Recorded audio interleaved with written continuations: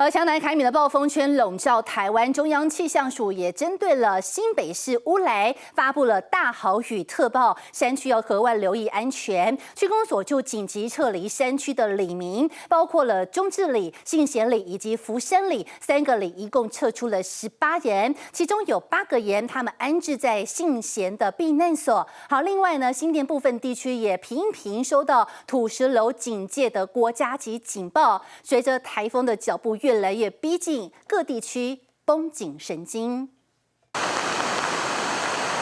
乌来瀑布水量惊人，由上而下冲刷向南势溪。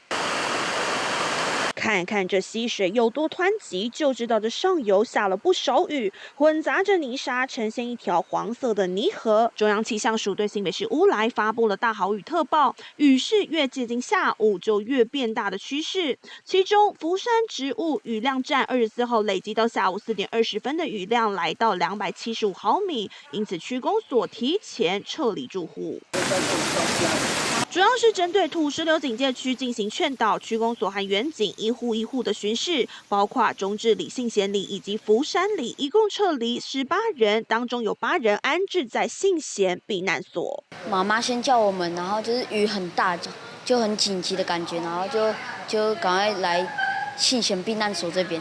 就是怕就会土石流，然后怎么样？因为我们那边是靠山上的。是我们的物资是吃的啊，罐头啊、面啊、牙膏、牙刷，避难所就是这些供应，他们只要说他们吃得饱就好了。除了基本的盥洗用品，还有干粮，避难所也有人负责煮鲜食。目前先准备3天的食材，超过3天就会和附近的餐厅合作。而山区雨势渐增，平地包括新店、三峡、汐止也频频收到土石流警戒的国家级警报。随着凯米转为强台，暴风圈笼罩台湾，各地区都不能松懈。这无线要加顶新北市报道。